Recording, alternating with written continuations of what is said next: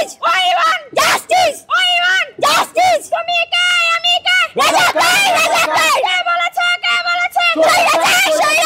আসলে এটা মানে বলে বোঝানোর কথা না। আমরা হচ্ছে মানে আমাদের এই জুলাই মাসটার মধ্যে আমাদের অনেক ভাই বোনেরা রক্ত দিছে, অনেক ভাই বোনরা হয়েছে, তো আহত হয়েছে। আমরা হচ্ছে আমাদের এই জুলাইয়ের ঘটনাটা আমরা যে সিনেমার মধ্যে বাস্তবে মানে সরাসরি ধরে ফুটিয়ে নিচ্ছি, ওইটাই হচ্ছে আমাদের হচ্ছে মানে অসংখ্য।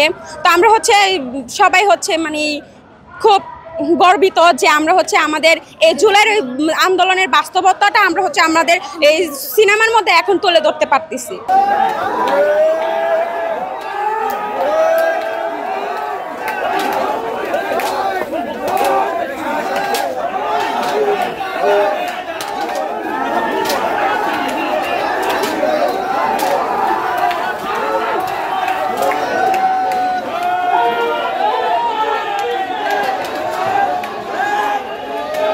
সিনেমাটা যখন হবে, যখন আমরা দেখতে পাবো, তখন এটা পুরোটাই সবার কিছু আর অজানা নাই, সবাই দেখতে পারবে। কারণ এই মুভির মাধ্যমে হচ্ছে আমাদের এই জুলাইয়ের যে ঘটনাটা পুরোটাই তুলে ধরা হয়েছে।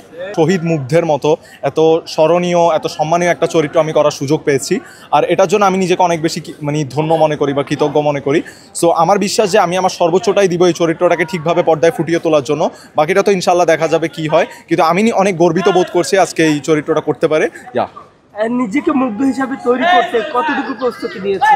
নিজেকে আসলে মুগ্ধর জায়গাটা কেউ নিতে পারবে না, কারণ উনি একজনই এবং উনি একই থাকবেন। তাও আমি নিজের জায়গা থেকে সর্বোচ্চ চেষ্টা করেছি নিজের অভিনয় সত্তার মাধ্যমে তার চরিত্রটাকে কিছুটা হলেও যাতে আমি বাস্তবসম্মত রূপ দিতে পারি।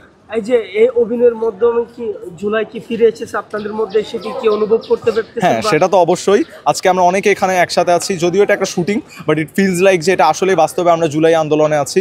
কারণ এখানে সবার মধ্যে মধ্যে একটা জোশ বা একটা আসলেই আমাদের মধ্যে চেতনাটা জুলাই আন্দোলনে ফুটে উঠছে, যেটা বরাবরই আমাদের মধ্যে লক্ষণীয়। সো এটা নিয়ে আমরা আসলে সবাই হ্যাপি। আর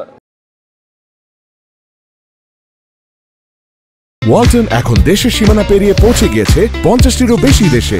ওয়ালটন, ঘরে ঘরে বিশ্বজুড়ে।